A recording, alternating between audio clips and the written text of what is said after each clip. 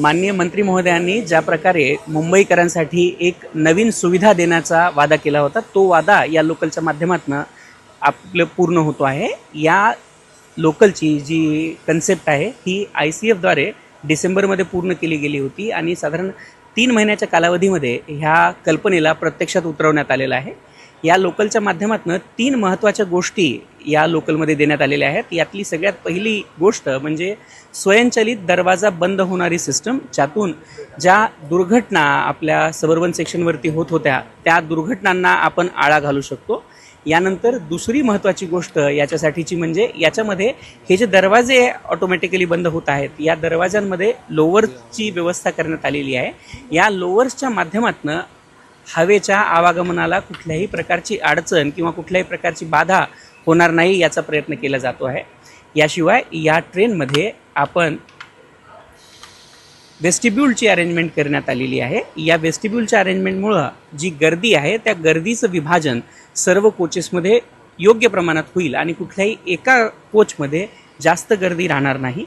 तिसरी महत्त्वाची गोष्ट म्हणजे याच्यावरती जे रूफ माउंटेड व्हेंटिलेशन सिस्टम देण्यात आलेले आहेत, या रूफ माउंटेड व्हेंटिलेशन सिस्टमच्या माध्यमातून प्रति तास 10,000 क्युबिक मीटर इतकी हवा आपण ट्रेनच्या कोचमध्ये, फ्रेश हवा आपण ट्रेनच्या कोचमध्ये पोचवू शकतो, ज्याच्या माध्यमातून ट्रेनच्या आतमधले जे ऑक्सिजनचे प्रमाण आहे ते प्रमाण आपण वातावरणाच्या ऑक्सिजनच्या प्रमाणा इतकं ठेवण्याचा प्रयत्न करतो आहोत. प्रवाशांना कुठल्याही प्रकारची अडचण होऊ नये म्हणून हा रेक आपल्या सबर्बनमध्ये आपण इंट्रोड्यूस करतो आहोत. या रेकच्या माध्यमातून सगळ्यात महत्त्वाची जो या रेकचा उद्देश आहे तो आहे की दुर्घटना ज्या सबर्बन सेक्शनमध्ये होत आहेत त्या दुर्घटनावरती निश्चित रूपामध्ये या रेकच्या माध्यमातून कमी होणार आहे. आणि याशिवाय हा रेक AC लोकल ज्या आपल्याकडे चालू आहेत त्या AC लोकलच्या धर्तीवरती बनवण्यात आलेला आहे. या रेकमध्ये नवीन सुविधा, या आधुनिक सुविधाच्या दृष्टिकोनातून फायर ज्या डिटेक्शन सिस्टम्स आहेत ह्या प्रत्येक कोचच्या एंड पॅनलवरती फायर डिटेक्शन सिस्टम लावण्यात आलेल्या आहेत. या फायर डिटेक्शन सिस्टमच्या माध्यमातून कुठल्याही प्रकारची फायर रिलेटेड किंवा आगीपासून बचावाची ही सुरक्षा आपण लावू शकतो आणि त्याच्यातनं निश्चित रूपामध्ये प्रवाशांच्या संरक्षणामध्ये वाढ होणार आहे. याशिवाय आपण जर पाहाल तर या कोचचे जे दरवाजे आहेत हे लोअरवाले तर आहेतच, ज्याच्यामध्ये साधारणपणे 2/3 भाग हा लोअरने दिलेला आहे, त्याच्यामुळे हवेला कुठलीही अडचण होणार नाही. त्याचसोबतच या कोचचे ज्या खिडक्या देण्यात आलेल्या आहेत या खिडक्यांची जी रुंदी आहे ती देखील सिग्निफिकंटली वाढवली गेलेली आहे. नॉर्मल कोचमध्ये या खिडक्या साधारणपणे 900 सेंटीमीटरच्या असतात. या कोचेसमध्ये या खिडक्या 1900 सेंटीमीटरच्या म्हणजे जवळजवळ 1 मीटर याची लांबी वाढवण्यात आलेली आहे. त्याच्यामुळे ह्या 1900 इंटू जवळजवळ 950 सेंटीमीटर इतक्या वाईड खिडक्या याच्यामध्ये बनवलेल्या आहेत. त्याचप्रमाणे नॉर्मल रेकमध्ये अर्धी खिडकी उघडी होते. या रेकमध्ये आपण 2/3 खिडकी, कारण दोनही साईडनी जे ग्लास पॅनल आहेत ते ग्लास पॅनल सेंटरमध्ये येतात, त्यामुळे प्रवाशांसाठी ही हवेची जी आवश्यकता आहे किंवा जी वाहती हवा आहे ती देखील याच्यामध्ये जास्त प्रमाणात मिळणार आहे. यासोबतच आता ह्या रेकला RDSO ट्रायल्स आपण सुरू करणार आहोत. RDSO ट्रायल्सच्या माध्यमातून सगळ्यात पहिल्यांदा याची रायडरशिपच्या वेळेस जी गुणवत्ता आहे, प्रवाशांना जे धक्के बसतात किंवा चालवत असताना दुसऱ्या काही अडचणी येत आहेत का याची टेस्टिंग केली जाते.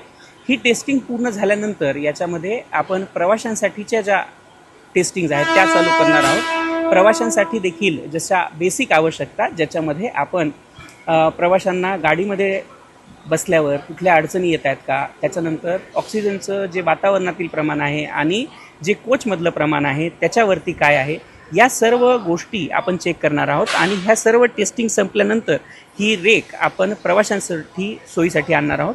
या सर्व टेस्टिंगमध्ये जर काही कमतरता आढळून आल्या तर त्या कमतरता देखील आपण पूर्ण करणार आहोत आणि त्या नवीन सोयी सुविधांसहित हा रेक प्रवाशांच्या सेवेसाठी मुंबई लोकलमध्ये दाखल होणार आहे.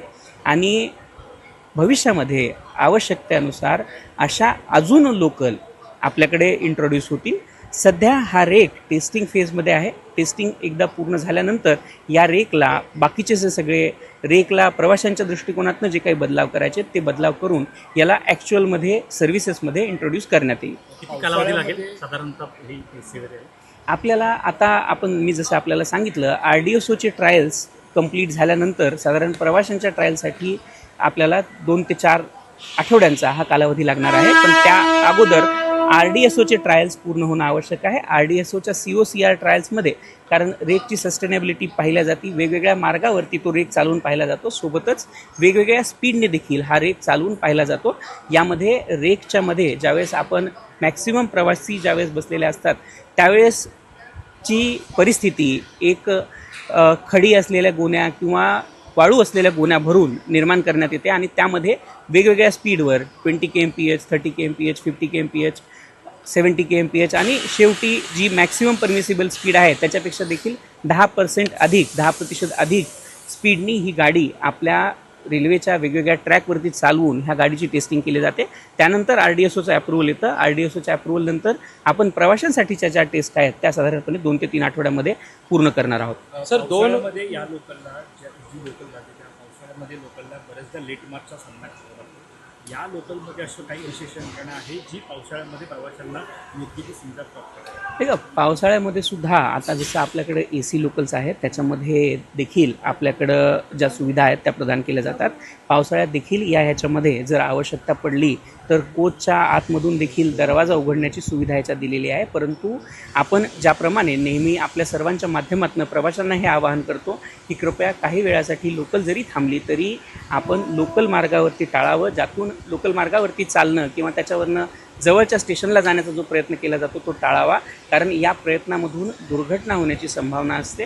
आणि आपल्याकडे ज्यावेळेस आहे कुठलीही रेक असेल तर आपण मॅक्सिमम वेळेस सोशल मीडियाच्या माध्यमातून किंवा बाकीच्या माध्यमातून देखील त्या रेकच्या थांबण्याची कारणं असू द्यात किंवा किती वेळेपर्यंत त्याची वापस सुरुवात होईल, तो रेक पुढे वापस आपल्या मार्गक्रमण करेल याची माहिती आपण प्रवाशांना देत असतो.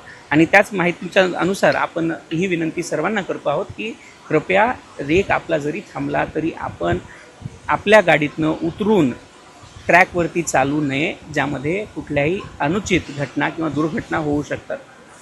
सर, दोन गोष्टींवरून समाज माध्यमांवर कालपासून टीका चालू आहे. एक तर या रॅकवर हे जे नवीन लोकल आहेत त्यावर मराठी भाषेसंदर्भात एक मोठी टीका झाली आणि दुसरी तर याचं चेंबर बनवलं का. या दोन आरोपांवर कसं पाहताय, कसं तुम्ही याला उत्तर द्याल? या दोन महत्त्वाच्या गोष्टी आहेत. जसं मी आपल्याला सांगितलं, हा रेक अद्यापपर्यंत प्रवाशांच्या सेवेमध्ये दाखल करण्यात आलेला नाही.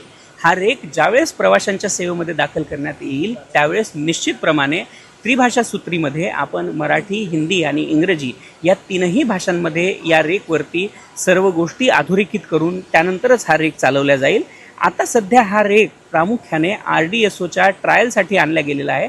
त्यामुळे रेकचे ट्रायल चालू असताना त्याच्यावरती प्रवाशांसाठी अपेक्षित ज्या गोष्टी आहेत ह्या भविष्यामध्ये येणार आहेत. आत्ताच मला वाटतं त्याच्यावरती बोलणं किंवा त्याच्यावरती टीका करणं हे चुकीचं आहे. आणि काही समाज माध्यमांनी किंवा काही इलेक्ट्रॉनिक माध्यमांनी देखील जे केलेलं आहे हे मला वाटतं चुकीचं आणि विनाकारण लोकांमध्ये असंतोष पसरवण्याचा प्रयत्न हा केला जातो आहे.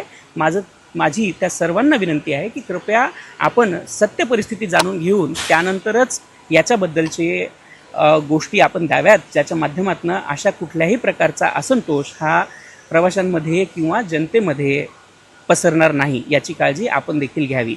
आणि दुसरी महत्त्वाची गोष्ट म्हणजे आपण जसं म्हटलात, कारण आपण ज्यावेळेस आपण हे रेक चालवतो या रेकचा सगळ्यात महत्त्वाचा आणि सगळ्यात आवश्यक अशी जी घटना आहे ज्याच्यासाठी आपण हा रेक बनवण्यात आलेला आहे ती घटना म्हणजे आहे की प्रवाशांचा ट्रेनमध्ये चालत्या ट्रेनमधनं पडून काही दुर्घटना होणे, ज्याच्यामध्ये प्रवाशांना अपघात होणे किंवा त्याच्यामध्ये प्रवाशांचा जीव जाणे अशा ज्या घटना होतात त्या घटनांवरती आपण या रेकच्या माध्यमातून निश्चित रूपामध्ये पूर्णतः आळा घालू शकतो. आणि हा रेक बनवण्याचा तोच पर्पज आहे. आणि जसं मी आपल्याला सांगितलं, या रेकमध्ये व्हेंटिलेशन सिस्टमसाठीचे ॲडिक्वेट अरेंजमेंट करण्यात आलेले आहेत.